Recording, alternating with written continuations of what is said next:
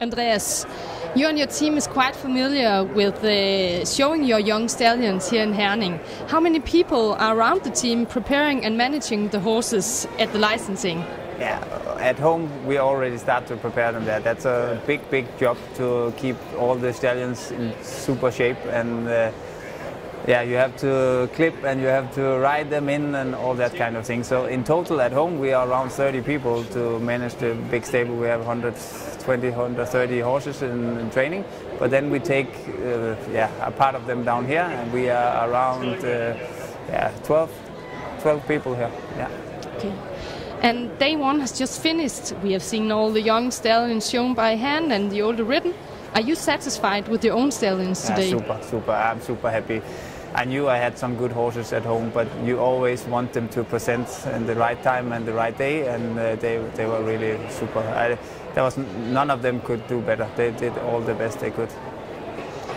And the public is very interested in your almost €1 million investment from the Oldenburger Verband. This stallion isn't at your own yard yet. Why? That was because when I bought it, it was standing in a stable by Johannes Westendarf, and he is one of the best in the world to present young horses with stallion shows. And then I thought that was maybe better to leave it there until Herning, and then I take him home on Sunday, because if we start to do it on another way, and I mean the horse was in top shape there and is still in top shape, so it was much better that I left him there. And when you're spotting a young stallion, how many seconds do you need to see the potential? 2. Yeah, it goes quick. I mean, of course you have to see every gate, walk, trot, canter, but you don't have to see it long. You have to see 5 seconds from walk, trot, canter, then it's okay. But how important is the breeding when you buy a young stallion? I mean, I'm not only looking the breeding, absolutely not. I'm very bad to look at the mother line, what they did before and blah, blah, blah. I mean, I look at the horse, and if it's good, then it's good, and if not, then it's not. But there's, of course, some bloodlines that I don't like, because I know they are difficult to ride. And the young horses, you don't know how they are and the character for riding. That you first know 1 year later, and that's why I'm a little bit careful with some bloodlines. And which bloodlines are you specifically talking about here? Yeah, I don't want to say it because that's my colleagues' horses.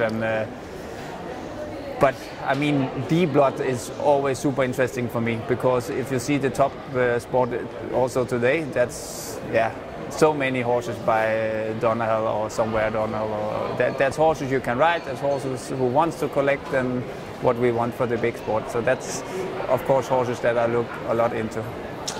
And with your latest sale of the Danish warm blood stallion Szechuan is the question: do you have a new Szechuan at your stable? It's hard to say. Szechuan, he was so special. I mean, I don't remember, I never had a horse like him. I mean, he had walk, trot, canter for 10, and he has super attitude. He really wants to go.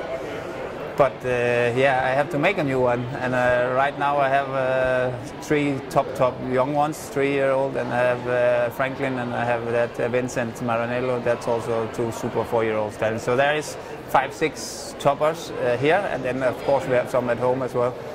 But we will see. Szechuan, he was the one and only for me so far. Andreas, thank you very much for talking to us, and we wish you all the best of luck for you and your team here in Herning. Thank you very much. Thank you.